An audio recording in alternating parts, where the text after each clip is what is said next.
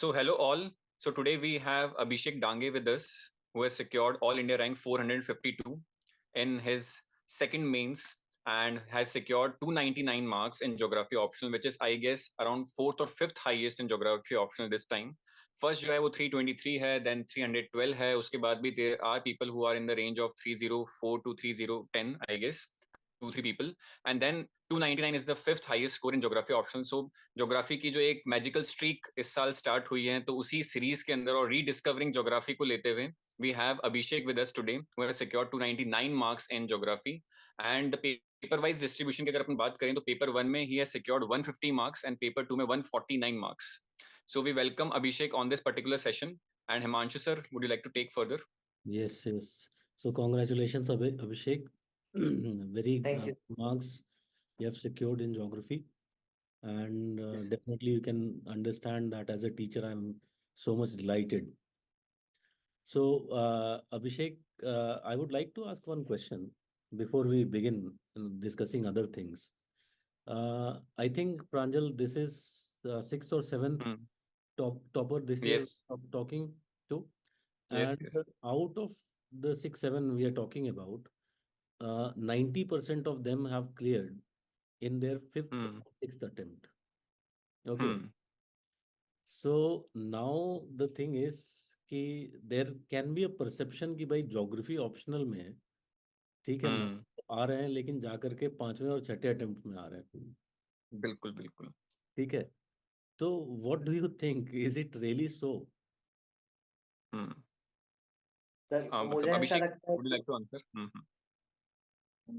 Sir मुझे ऐसा लगता है कि अगर आपने अपना बेसिक्स पार्ट्स वगैरह अच्छे से किया है, आपके पास कमांड है, आपका बेसिक जो स्टफ होता है सर ज्योग्राफी का, अगर आपका उसके ऊपर कमांड है तो सर आप पहले अटेम्प्ट दूसरे अटेम्प्ट में भी कर सकते हैं sir, but you need a guidance for that.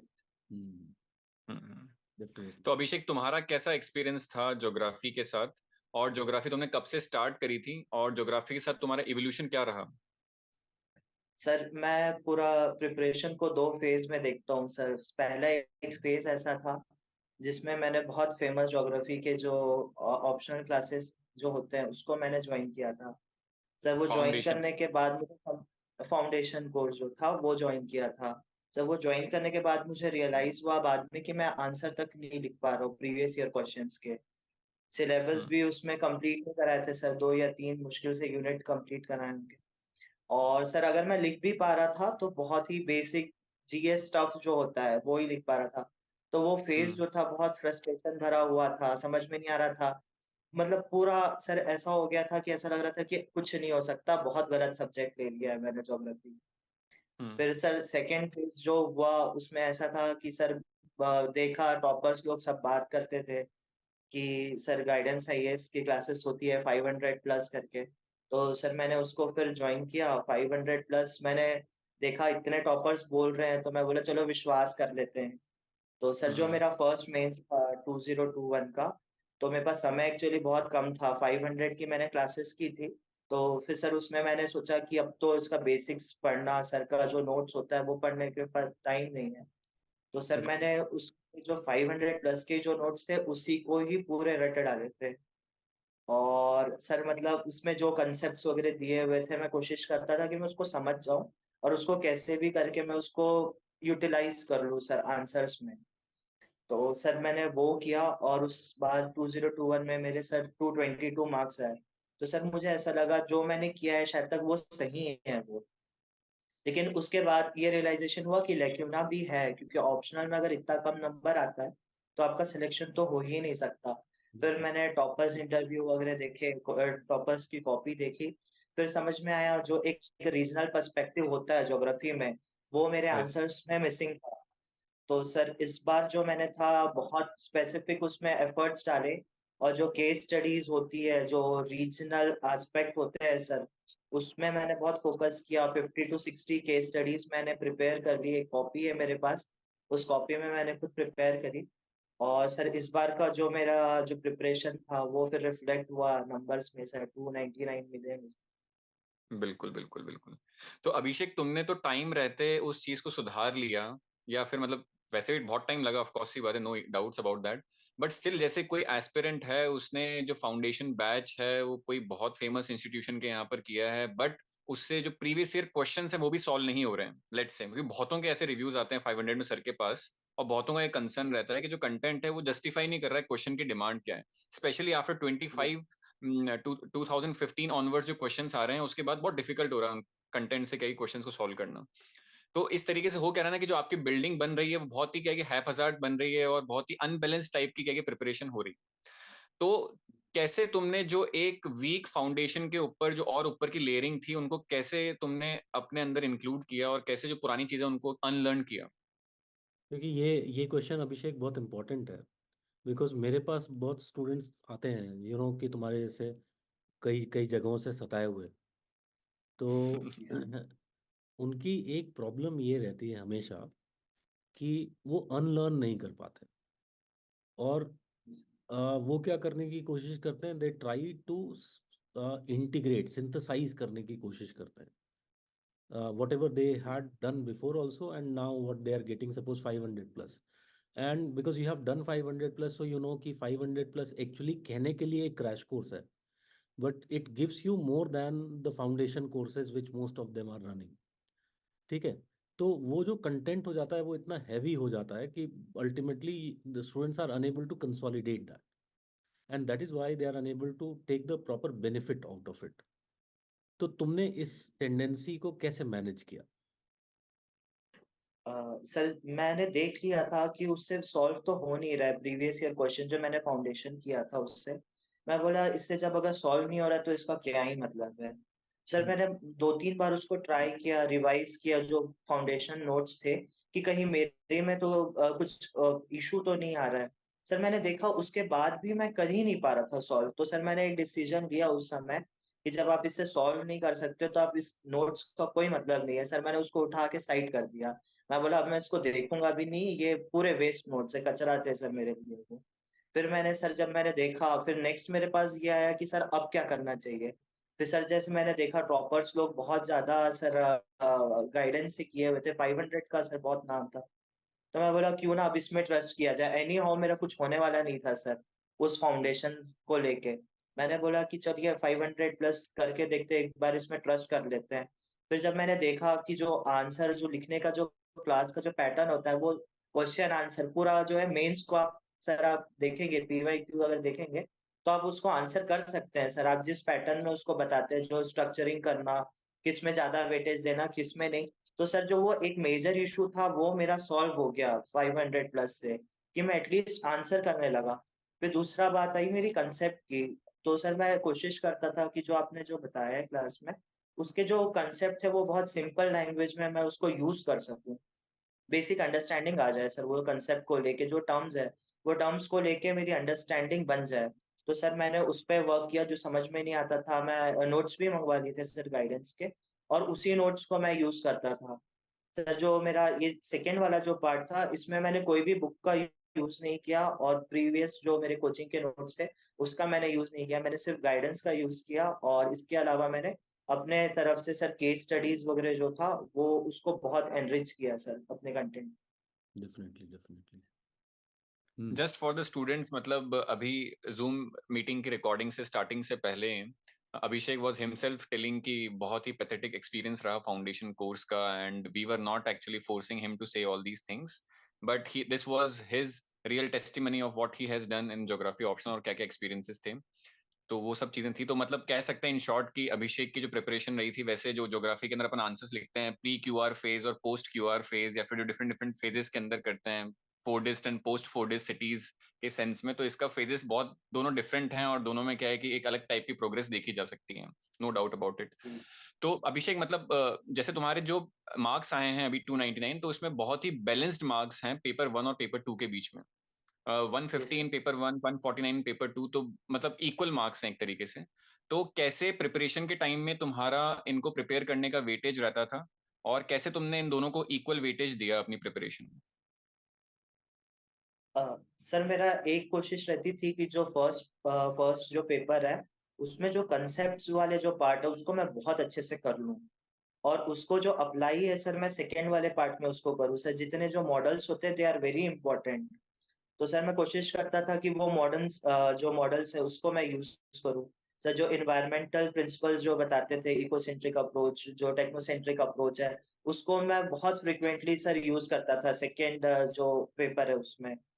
तो सर मैंने यही किया, इसमें फर्स्ट वाले के जितने मॉडल्स थे उसको अच्छे से मैंने प्रिपेयर किया और उसको फिर सेकेंड पार्ट में जो उसका अप्लाई किया सर। अच्छा ठीक अभिषेक, बात है मुझे सर। एक एक चीज पूछनी है तुमसे कि यस कई सर। बार ऐसा हम देखते हैं कि कुछ स्टूडेंट्स बोलते हैं कि अ, हमें कुछ एडवाइस हुई कि आप जितने ज़्यादा कोटेशंस यूज़ करेंगे और ज्योग्राफी के बहुत सारे थिंकर्स का नाम यूज़ करेंगे, तो उससे क्या होगा कि आपके मार्क्स में एनरिचमेंट होगा। ठीक है, मुझे लगता है कि डेफिनेटली होगा। ठीक है, लेकिन मैं ये पूछना चाहता हूँ कि क्या ये एक प्री रिक्विजिट है? क्या ये मतलब करना ही करना है तभी आपको मार्क्स मिलेंगे? ठीक है, या मार्क्स ऐसे भी मिल सकते हैं आपने अगर अच्छा कंसेप्चुअली लिखा है।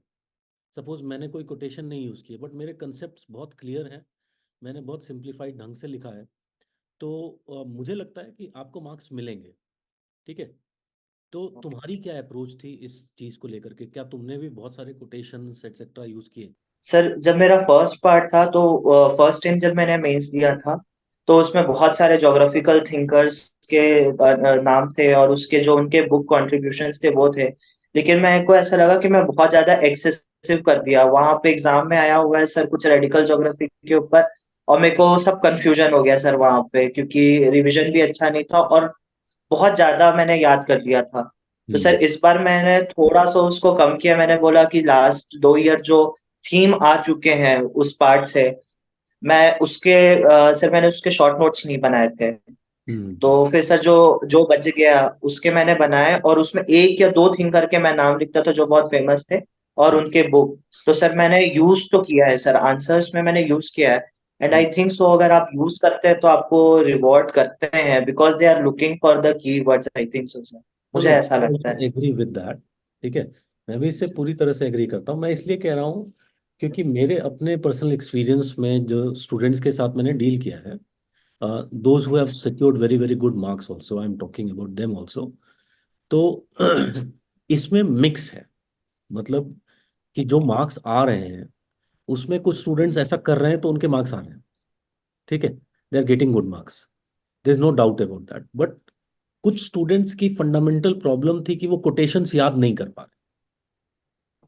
ठीक है, उनसे याद नहीं हो रही।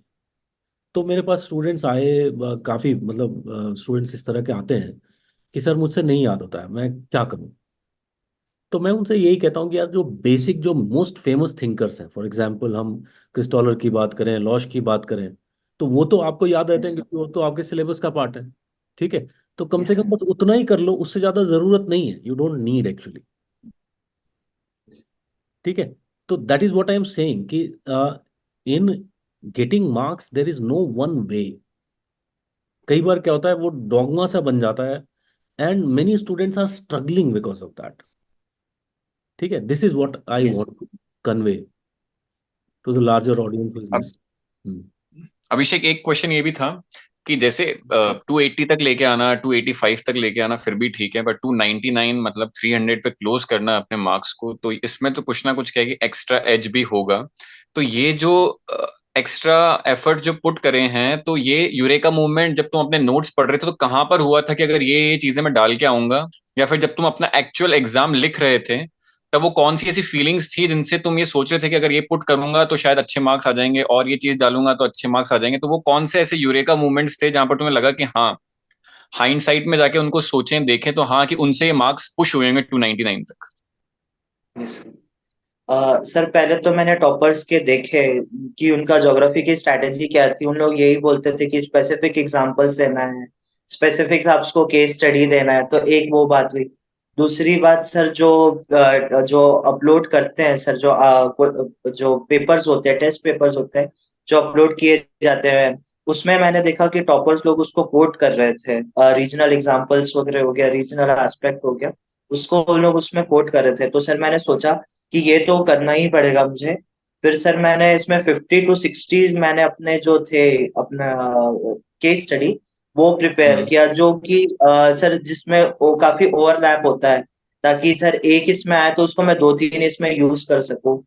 सर इसके अलावा मैंने इस बार ये कोशिश किया, सर मैंने स्टेट पीसीएस भी दे रहा था मैं, तो मैं अपने स्टेट पीसीएस का बहुत ज्यादा यूटिलाइजेशन किया सर मैंने इसमें इस बार। तो सर जैसे गोंडवाना के ऊपर सर सिस्टम आया था, तो हमारे यहाँ छत्तीसगढ़ में भी सर गोंडवाना रॉक सिस्टम्स है, तो मेरे को ये भी पता था वो किस डिस्ट्रिक्ट में है। तो सर मैंने वो इतना स्पेसिफिक जो है मैंने सर वो केस स्टडी कोट किया था सर अपने इस पेपर में। तो सर मुझे लगता है कि शायद वो चीज बहुत रिवॉर्ड होती है सर। इनफैक्ट ये चीज मैं भी बहुत रियलाइज करता हूँ। मैंने क्लास में तुम लोगों को कितनी बार बताया भी है कि मेजोरिटी केसेस में स्टूडेंट्स क्या कर रहे हैं ना, वो ज्योग्राफी का स्पेसिफिक मिस आउट कर देते हैं, नहीं लिखते हैं अच्छा। और बहुत जेनरिक लिखते हैं, जिसकी वजह से फिर मार्क्स भी आपके बहुत जनरल या उससे कम ही आते हैं। तो अगर आपको वो उस तरह के हाई मार्क्स चाहिए तो आपको वो स्पेसिफिसिटी लानी पड़ेगी। और वो अगर ज्योग्राफिकल है, स्पेस जिसमें स्पेस एक कंपोनेंट है, तो डेफिनेटली उसका बहुत फायदा मिलता है। हम्म। बिल्कुल अभिषेक। तो Abhishek, which service you will be getting? Sir अभी तो श्योर नहीं है, but I think so IRMS या उसके आसपास की सर्विसेज मिल सकती है sir. And will you be defence or this year's attempt also? Sir इस बार मैंने एक्चुअली भरा नहीं था, मुझे लगा कि अगर अच्छा। सपोज नहीं होता तो मुझे फिर से एनालाइज करना पड़ेगा। तो हम्म। सर वो नेक्स्ट ईयर के इसमें मैंने रखा है sir attempt, So last 2025 attempt. will be your last attempt. Okay. Hmm. Last attempt. हम्म।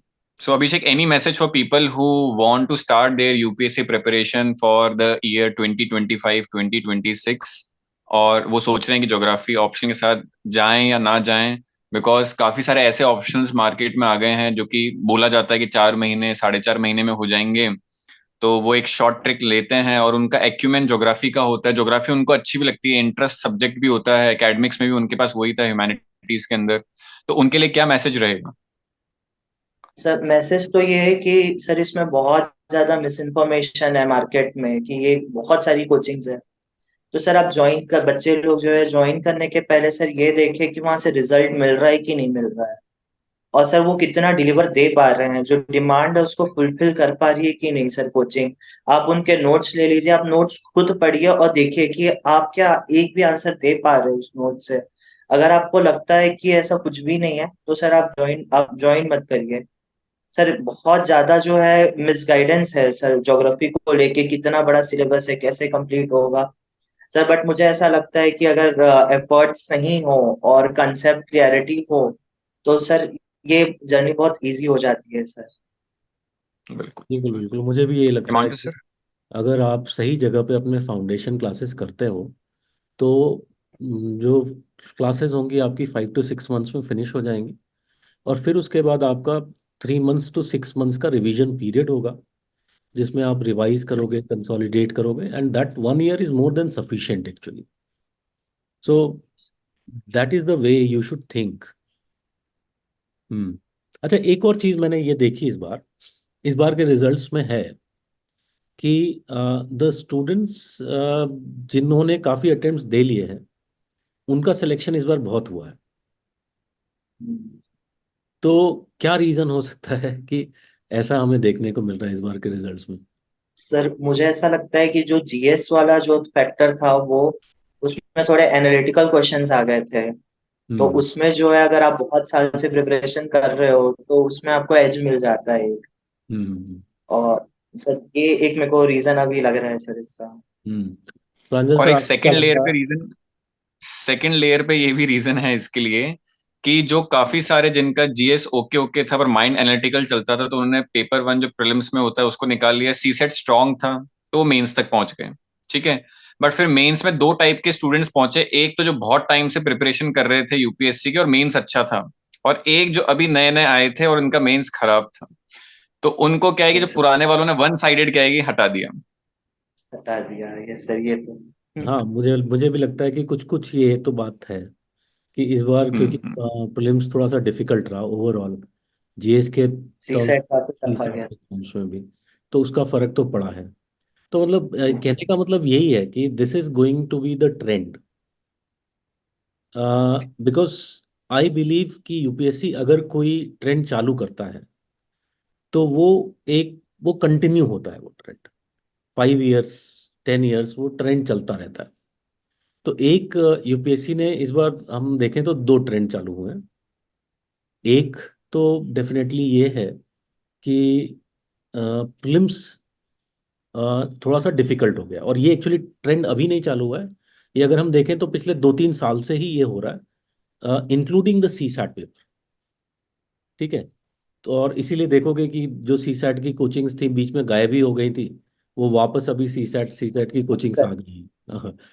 तो ये एक ट्रेंड है। इसका मतलब है कि अगर प्रीलिम्स डिफिकल्ट होता है तो कहीं ना कहीं वहां पर लक का रोल जो है ना वो बढ़ जाता है।